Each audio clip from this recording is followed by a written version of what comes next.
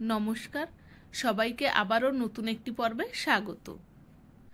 আজ আমি দেখাবো মোরগ পোলাও। বাংলাদেশের বিখ্যাত একটি রেসিপি মোরগ পোলাও। সব দেশের একটা করে বিখ্যাত খাবার থাকে, যেমন আমাদের কলকাতার বিখ্যাত খাবার কলকাতার বিরিয়ানি। চলুন দেখে নেওয়া যাক আজকের রেসিপিটা। আমি এখানে চিকেন নিয়ে চিকেনের ভিতরে টক দই, আদা রসুন বাটা আর লবণ দিয়ে 1 ঘন্টা ম্যারিনেট করে রেখে দেবো। এদিকে আমি কাজু বাদাম আর একটু চারমগজ ভিজিয়ে রেখে দেব। এখানে আমি 1 বাটি চাল নিয়েছি, চালটাকে ভালো করে ধুয়ে জল ঝরিয়ে রেখে দেব। একটা কড়াইতে আমি সাদা তেলের ভিতরে পেঁয়াজ ভেজে বেরেস্তা করে নিলাম। তার ভিতরে আমি গরম মশলা আর তেজপাতা ফোড়ন দিয়েছি, আর কিছুটা পেঁয়াজ কুচি দিয়ে ভালো করে ভেজে নেব। যখন ভাজা হয়ে যাবে তখন আদা রসুন বাটা আর একটু কাঁচা লঙ্কা বাটা দিয়ে ভালো করে কষে নেব। তারপরে এখানে দিয়ে দিলাম একটু লঙ্কার গুঁড়ো। এবার মশলা কষা হয়ে গেছে, ম্যারিনেট করা চিকেনগুলো দিয়ে দিলাম। দিয়ে এবার আমি ভালো করে কষে নেব।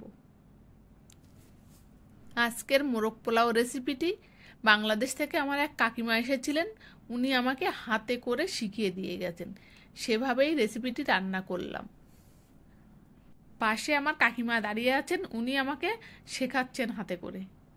এবার মাংস কষা হয়ে গেলে একটু গরম মশলা আর কাজু আর চারমগজ বাটা ওটা আমি দিয়ে দিয়েছি। দিয়ে আবারও ভালো করে কষে নিতে হবে।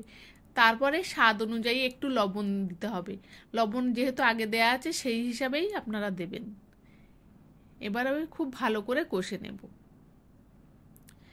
ঢাকা দিয়ে চিকেনটা সিদ্ধ হতে দেব। এদিকে ততক্ষণে আমি চালটা ভেজে নেব। কড়াইতে ঘি আর গরম মশলা ফোড়ন দিয়েছি, তার ভিতরে জল ঝরানো চালটা দিয়ে আমি ভালো করে 5 মিনিট মতো ভেজে নেব। চালটা দেখবেন একটু সাদা সাদা মতো হয়ে যাবে, তখন নামিয়ে নেবেন। এদিকে চিকেনটাও অনেকটা সিদ্ধ হয়ে গেছে, 70% মতো চিকেন সিদ্ধ হয়ে গেছে। এবার আমি দিয়ে দিলাম সেই ভাজা চালটা, দিয়ে আমি ভালো করে আবার মিশিয়ে নেব, চিকেনের সঙ্গে চালটা মিশিয়ে নেব। এবার আমি এখানে 1 বাটি দুধ দিয়ে দিলাম। এখানে যতটা চাল তার ডবল জল লাগবে। আমি 1 বাটি দুধ দিয়েছি আর হাফ বাটি জল দিয়েছি, আর চিকেনের যে জল ছিল ওই জলেই চালটা সিদ্ধ হয়ে যাবে। উপর থেকে একটু কাঁচা লঙ্কা দিয়ে দিলাম। এবার লো ফ্লেমে ঢাকা দিয়ে চালটা সিদ্ধ হতে দেব। দেখুন চালটা কিন্তু অনেকটাই সিদ্ধ হয়ে গেছে। একদম বাংলাদেশের মতো পারফেক্ট মোরগ পোলাও খেতে গেলে আমি যেভাবে রেসিপিটা দেখাচ্ছি সেম এভাবেই তৈরি করবেন।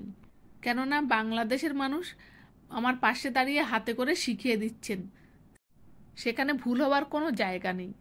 অতএব আপনারা নিশ্চিন্তে এভাবেই রান্না করবেন। এখানে কিন্তু এই অবস্থায় 97% চাল সিদ্ধ হয়ে গেছে। এবার আমি হাফ বাটি কেশর ভেজানো দুধ দিয়ে আর উপর থেকে বেরেস্তা ছড়িয়ে গ্যাস অফ করে ঢাকা দিয়ে রেখে দেব 10 মিনিট। এবার দেখুন কত সুন্দর হয়েছে। এটা কিন্তু একদম পারফেক্ট মোরগ পোলাও রেসিপি তৈরি হয়ে গেছে। ভাতটা ঠান্ডা হয়ে গেলে আরও ঝরঝরি হয়ে যাবে। দেখুন একদম চিকেনটাও একদম সফটই হয়েছে। অবশ্যই একবার বাড়িতে ট্রাই করবেন এই মোরগ পোলাও রেসিপিটি।